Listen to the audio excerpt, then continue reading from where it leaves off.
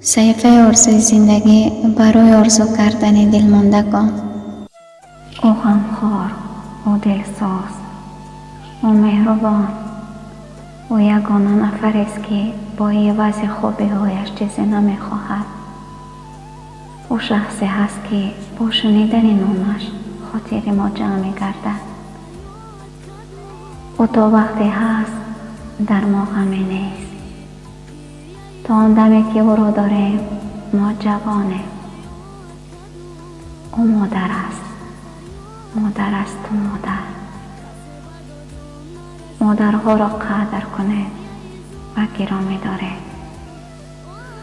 او چطور یاد کردم، 6 دفعه یاد کردم، کسی به دادم نرسید، گیره ایزار کردم. او چطور یاد کردم، 6 دفعه یاد کردم، کسی به دادم نرسید، گیره ایزار کردم.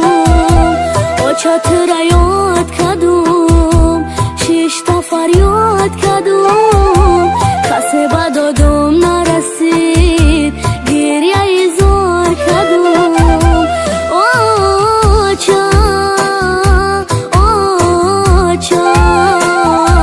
کسی به دادم نرسید، گیره ایزار کردم.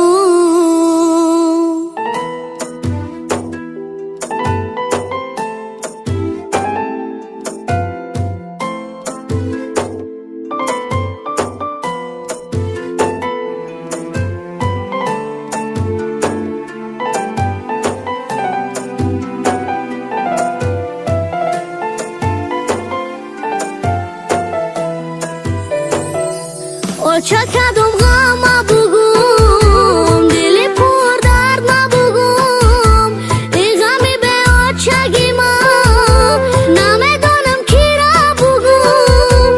او چه کدوم غم بگم، دلی پر درد نبگم، این غمی به آچگی من نمیدانم کی را بگم. او چطور یاد کردم، 6 دفعه یاد کردم، کسی به دادم نرسید، گیره ایزار کردم.